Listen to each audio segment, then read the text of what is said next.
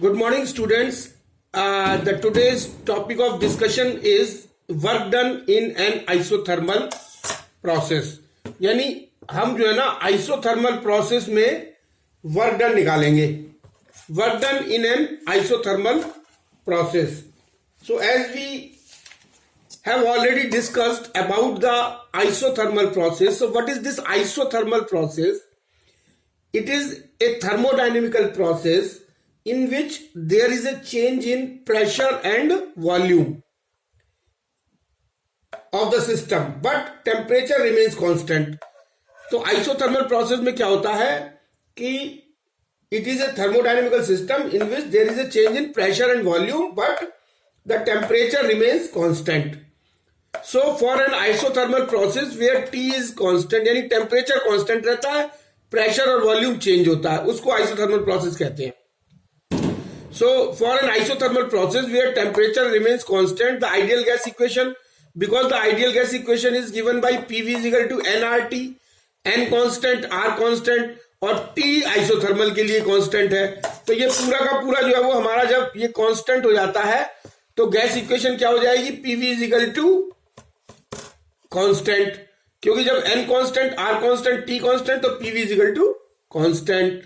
और PV is equal to constant ये क्या बताती है हमको? ये PV is equal to constant से हमको ये पता लगता है कि pressure of a given mass of a gas varies inversely, यानी PV is equal to constant और P is proportional to 1 upon V. तो इसका मतलब ये हुआ कि pressure of a given mass of gas varies inversely to its volume. यानी pressure बढ़ेगा तो वॉल्यूम कम होगा, वॉल्यूम बढ़ेगा तो प्रेशर कम होगा. And this is nothing but this is Boyle's law. ये क्या है? ये बॉयल्स लॉ है. बॉयल्स ने यही बताया था कि at constant temperature pressure is inversely proportional to the volume. Now suppose an ideal gas goes isothermally. Now अगर कोई हमारे पास कोई आइडियल गैस है और इसमें आइसोथर्मली जो है वो आइसोथर्मली ये बिहेव कर रही है, यानी T टेम्परेचर रहता है लेकिन यानी eight constant temperature T, at constant temperature T. तो कांस्टेंट टेम्परेचर T पर मान लिया जाए कि इनिशियल जो है वो स्टेट से फाइनल स्टेट पे जाने पे मान लिया इनिशियल स्टेट जो है वो इसकी इनिशियल स्टेट और ये है final state, final state of the gas. तो ये जो आइडियल गैस है ये जब आइसोथर्मली बिहेव कर रही है eight constant temperature, temperature constant है और आइसोथर्मल में क्या होता है? प्रेशर वॉल्यूम चेंज होता है. तो सपोज इसका P1 और V1, P1 जो है वो इनिशियल प्रेशर है, V1 इनिशियल वॉल्यूम है और इससे जो है वो ये चेंज होकर के फाइनल स्टेज में फाइनल स्टेट जो इसकी आती है उसमें प्रेशर जो हो जाता है P2 और वॉल्यूम हो जाता है अगर V2. ये तो now at any intermediate stage with pressure P and volume change from V to V plus delta V. Delta V जो है वो वेरी स्मॉल है. So at any intermediate stage में क्या होगा? विद प्रेशर P जो है वो वॉल्यूम जो है वो V से कितना हो जाता है? V प्लस डेल्टा V, जहां पे डेल्टा V जो है वो बहुत ही स्मॉल है. तो उसमें क्या होगा? डेल्टा V अगर स्मॉल होगा तो delta W is equal to P delta V. तो डेल्टा W क्या हो जाएगा? वर्क डन क्या हो जाएगा? Work done is equal to P into delta V. Now this is the work done at any intermediate stage with pressure P and small increase in volume from V to delta V to V plus delta V. So this is the work done at any intermediate stage where pressure is P and the volume is V to V plus delta V. तो work done कितना होगा? Delta W is equal to P delta V. So this is the small work done. Now so for the total work done, for total work done क्या होगा? We will have to integrate it, the quantity delta W over the entire process. तो इसको integrate करेंगे तो ये क्या हो जाएगा? Total work done delta W is equal to integration कहां से होगा? V1 से V2 तक. ये कितना होगा? P delta V। तो इसको अगर हम इंटीग्रेट करेंगे तो क्या होगा, दिस इज, इसको हम ये भी लिख सकते हैं, this is equal to V1 to V2 and this is P into dV। और for n moles of a gas PV is equal to nRT। तो PV इज इक्वल टू हम जानते हैं कि आइडियल गैस के लिए क्या होता है, nRT। और इससे अगर हम P की वैल्यू निकालें तो P इज इक्वल टू हो जाएगा nRT अपॉन V। और इसकी वैल्यू अगर हम इसमें पुट कर देते हैं तो ये हमारा टोटल वर्क डन को अगर हम कैपिटल W से डिनोट करें, so this will be coming out as V1 V2, P की जगह हो जाएगा nRT upon V into dV। और इसको जब इंटीग्रेट करेंगे तो work done is equal to हो जाएगा nRT, ये कांस्टेंट है, 1 अपॉन V का इंटीग्रेशन होगा log V2 अपॉन V1। ये 1 अपॉन V का होगा log V, और log V का जब हम इसमें लिमिट लगाएंगे तो अपर लिमिट माइनस लोअर लिमिट, तो log V2 minus V1। So this will be the final work done in an isothermal process. Now coming to the work done in adiabatic process.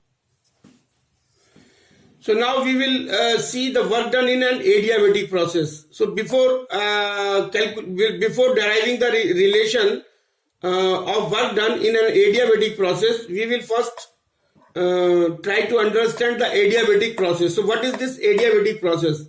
As I have already told you that adiabatic process is a thermodynamic process. ये एक ऐसा thermodynamic process है in which there is a change in pressure, there is a change in pressure, volume and temperature. इसमें तीनों चीज change होती है and but of the system, but there is no change of heat energy between the system and surrounding.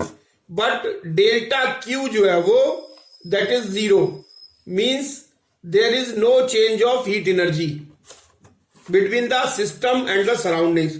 तो ये क्या है कि adiabatic process, what is adiabatic process? Adiabatic process is a thermodynamic process in which the pressure, volume and temperature of the gas or the system changes, but there is no exchange of heat energy between the system and the surroundings.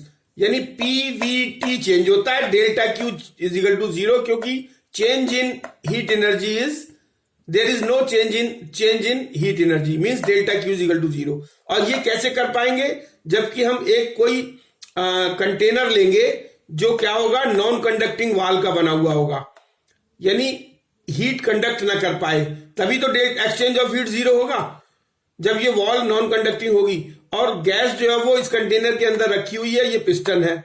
So this is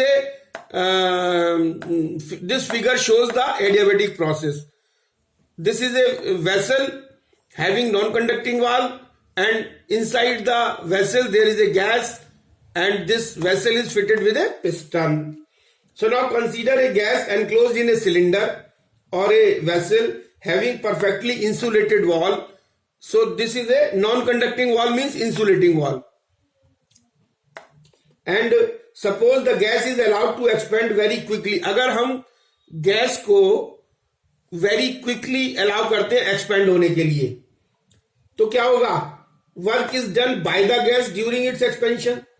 तो जब expansion के समय में work done होगा, so its internal energy क्या होगी, इसकी internal energy decrease होगी।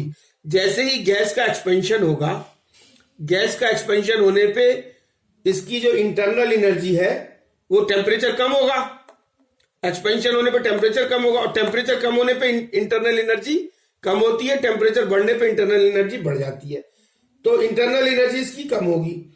And as the heat can not enter the system, और क्योंकि यहां नॉन कंडक्टिंग वॉल लगी हुई है इसलिए हीट जो है वो इसमें सराउंडिंग से सिस्टम में नहीं जा पाएगी। So the temperature of the gas fall, तो क्या होगा, टेम्परेचर जो गैस का जो है वो फॉल कर जाएगा। ये तो होगा केस तब जब when the gas is allowed to expand very quickly।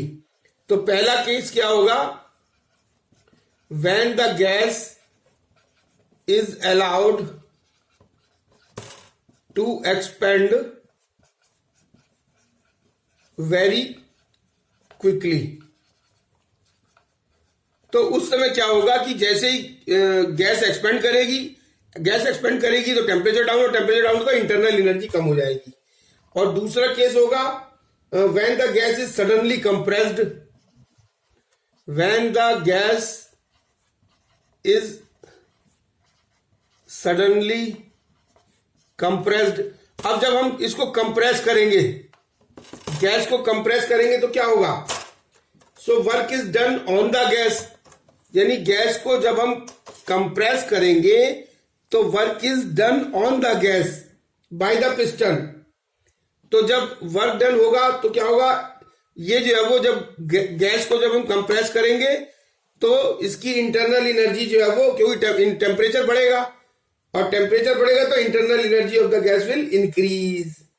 So as the heat can not go from surroundings to inside the system, so the temperature of the gas will increase. So this is the important points in the adiabatic process, when the gas is allowed to expand very quickly and when the gas is allowed to compress suddenly. Now essential conditions for adiabatic process क्या है कि इसकी wall जो है वो non conducting होनी चाहिए, so that there cannot be any exchange of heat between the gas and the surroundings, or the pressure of the process of compression or expansion should be sudden expansion. So essential conditions for adiabatic. So now the essential conditions for adiabatic process.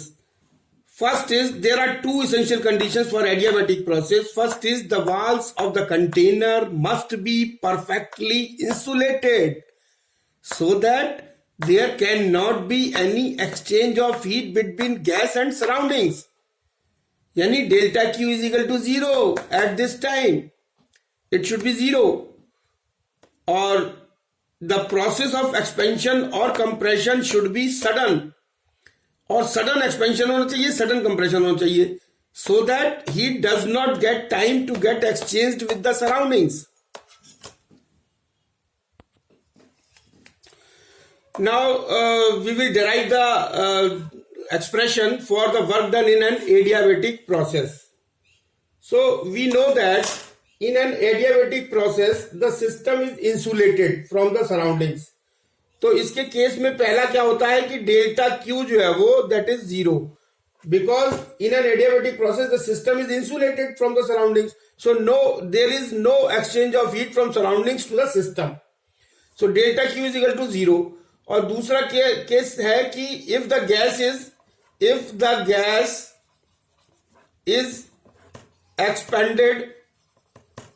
Expanded suddenly, और अगर gas जो है वो suddenly हम expand करते हैं तो हम क्या था, फर्स्ट लॉ ऑफ थर्मोडायनेमिक्स क्या बताता है, delta Q is equal to, according to first law of thermodynamics, delta Q is equal to delta U plus delta W. This is equation number first. और since delta Q is equal to 0, since delta Q is equal to 0, on putting delta Q as 0, so 0 is equal to delta U plus delta W, और delta W is equal to minus delta you. So this is equation number second for the adiabatic process.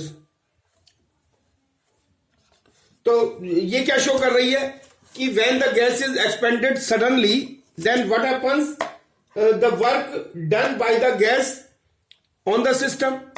तो जब gas जो है वो suddenly expand करते हैं तो क्या होता है, work is done by the gas on the system, and this work done results in decrease in its internal energy. तो जब वर्क डन होगा तो क्या होगा, गैस एक्सपेंड करेगी, गैस एक्सपेंड करने पर वॉल्यूम बढ़ेगा, वॉल्यूम बढ़ने पर क्या होगा कि जो है वो वर्क डन होगा, और वॉल्यूम बढ़ने पर क्या होगा कि जो गैस के मॉलिक्यूल्स दूर दूर होंगे और इसमें जो है वो टेम्परेचर जो है वो कम हो जाएगा, टेम्परेचर कम हो जाएगा, जिससे इंटरनल एनर्जी इसकी डिक्रीज हो जाएगी. So this equation shows that the work done by the gas results in decrease. This negative sign shows that the decrease in the internal energy and resulting in the decrease in the temperature of the ideal gas. And we know that for an adiabatic process, the ideal gas equation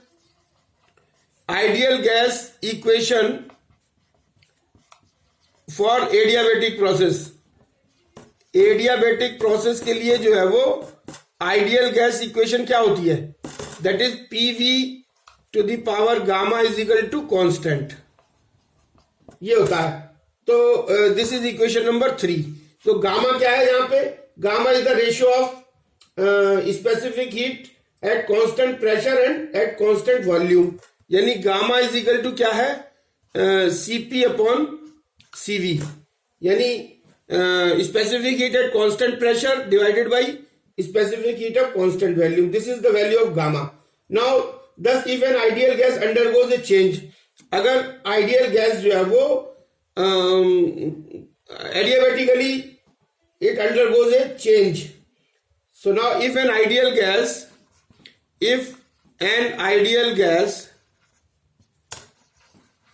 undergoes a change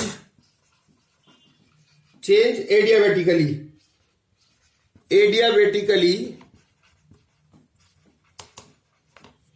from, और कहां से कहां तक इसमें change होता है, from यानी इसकी इनिशियल स्टेट थी P1 और V1 और यहां से ये चेंज हो जाती है फाइनल स्टेट P2 और V2 पे, ये फाइनल स्टेट आ जाती है.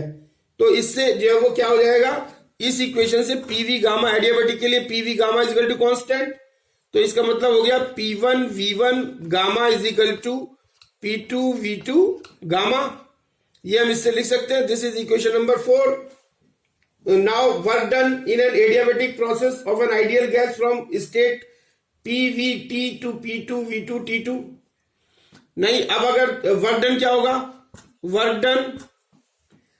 डन इन दिस प्रोसेस क्या होगा कि जो स्टेट क्या चेंज हो जाएगी, P1 V1 और T1, ये P1 V1 T1 से, क्योंकि टेम्परेचर भी चेंज होगा इसमें, तो ये हो जाएगी अगर P2 V2 and T2 this state अगर आ जाती है एडियाबेटिकली, तो work done W is equal to क्या हो जाएगा, work done is equal to V1 से V2 तक, और ये हो जाएगा P इंटू DV.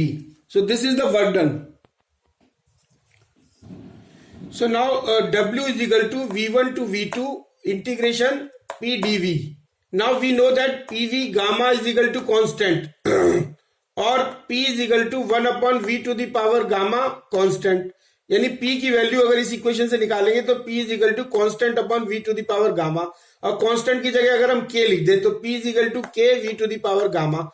तो यहाँ पे P की जगह अगर हम K V to the power gamma अगर लिख देते हैं तो this will come out as W is equal to, यानी work done is equal to K V1 to V2 1 upon V to the power gamma DV, और 1 upon V to the power gamma को अगर हम integrate करेंगे with respect to V, then this will come out as V to the power minus gamma plus 1 divided by 1 minus gamma, और limit हो जाएगी V1 से V2 तक. और जब हम लिमिट अप्लाई करेंगे तो लिमिट कैसे अप्लाई होती है, upper limit minus lower limit. So work done is equal to K 1 minus gamma, ये बाहर आ जाएगा और इसमें लिमिट लग जाएगी. तो पहले अपर लिमिट आएगी तो 1 upon V2 gamma minus 1 minus 1 upon V1 gamma minus 1. So this will equation number 5. अब हम जानते हैं कि P V to the power gamma is equal to होता है कांस्टेंट.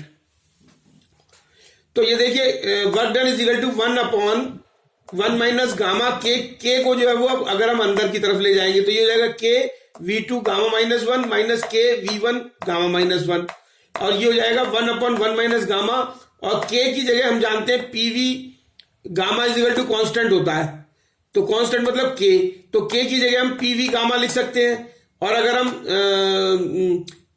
P1 V1 लेंगे तो P1 V1 गामा होगा, और P2 V2 लेंगे तो P2 V2 गामा होगा. तो यहाँ पे ये हो जाएगा V2 की जगह P2 V2 gamma upon V2 gamma minus 1 minus P1 V1 gamma upon V1 gamma minus 1. तो इसको अगर हम सॉल्व करेंगे तो दिस विल कम आउट. अच्छा, ये V2 की पावर गामा है, ये V2 की पावर गामा -1, ये ऊपर जाएगी तो ये हो जाएगा V2 गामा माइनस गामा +1, तो ये रह जाएगा P2 V2 और ये रह जाएगा P1 V1। तो work done is equal to 1/1 minus gamma P2 V2 minus P1 V1। और हम जानते हैं कि PV इज इक्वल टू होता है nRT, दिस PV इज इक्वल टू होता है PV is equal to nRT। तो P1 V1 is equal to हो जाएगा nRT1 और P2 V2 हो जाएगा nRT2। तो on putting the value over here, this work done is equal to 1/1 minus gamma nRT2 minus nRT1।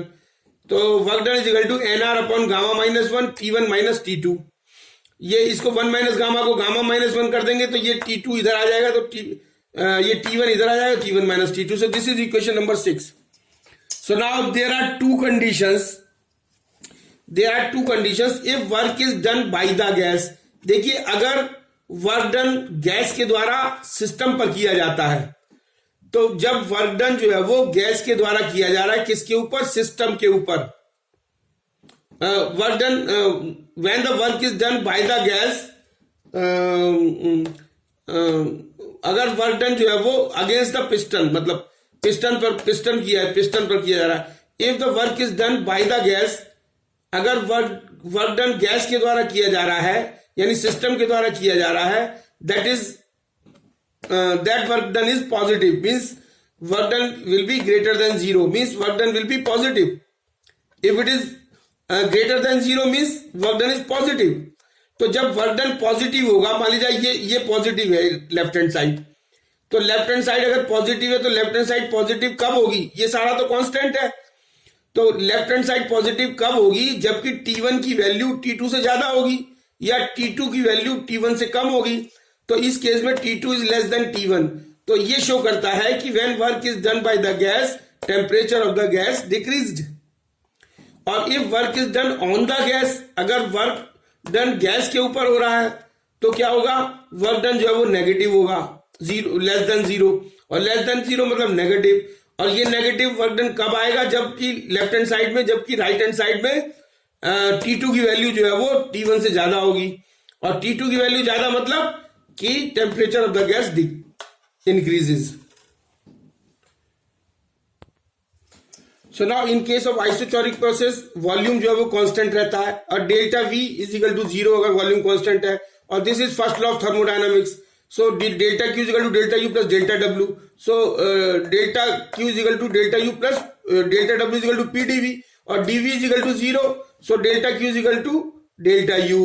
तो heat जितनी भी दी जाएगी वो इसकी इंटरनल एनर्जी चेंज करेगी। And CV is equal to delta Q upon delta T at constant volume. Isobaric process में pressure constant रहता है। अगर